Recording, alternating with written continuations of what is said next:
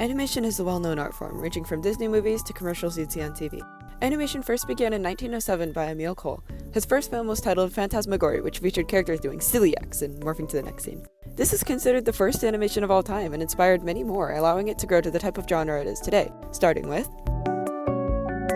2D animation is combining artistic creations with media and making the illusion of movement through moving pictures. This is done through frames that play one after another. 2D usually takes 15 days for a 2-minute film, so applying that to large-scale projects, such as movies, they usually take years. 2D is the earliest form of animation and was used for a long time, and even today.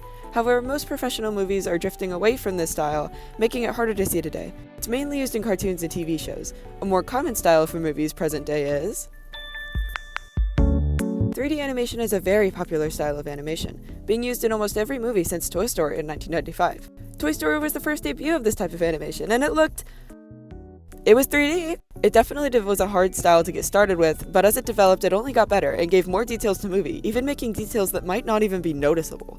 3D work is a faster way to animate because the in-between frames are created for them through tweening. Tweening is used in cartoons to ensure that episodes are able to be put out faster. Granted, it would still take years, but it was much faster than the alternative option. It was a very developed style, but it was still a very stylized version of animation. A more realistic take on 3D animation is seen through a different style called motion capture is not used for animated movies as much as it's used for games and special effects. It can be seen in movies for animated monsters and video games to create a more realistic setting. And it's also the reason that these silly suits exist and why Twilight Unedited is so funny.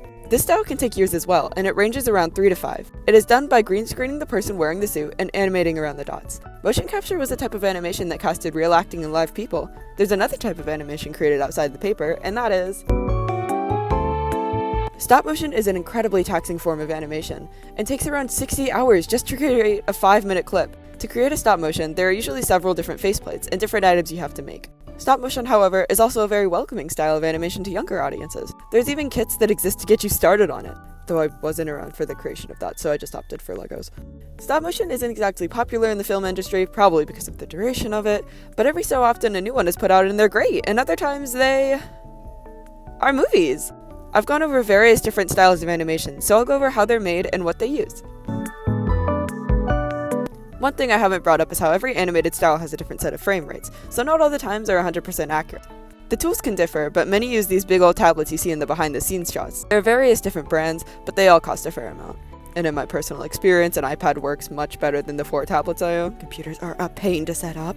For other forms of animation though, you clearly need more than a tablet. Stop motion often uses canes and rods in the backgrounds that you edit out later once completed. Obviously, you remove the weird outfit on motion capture. Another thing I have yet to mention is the best part of animating.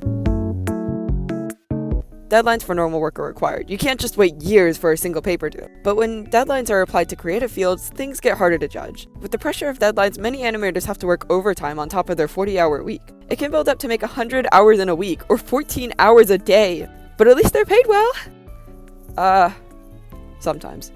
Animation is a great medium for artists to use and create, and I hope that it keeps growing onto bigger projects. I had chosen this topic to try and show how much time this work can take, since it usually is overlooked on just how much time it does. I hope that it was informative and helps people really understand the work that goes into making these amazing films.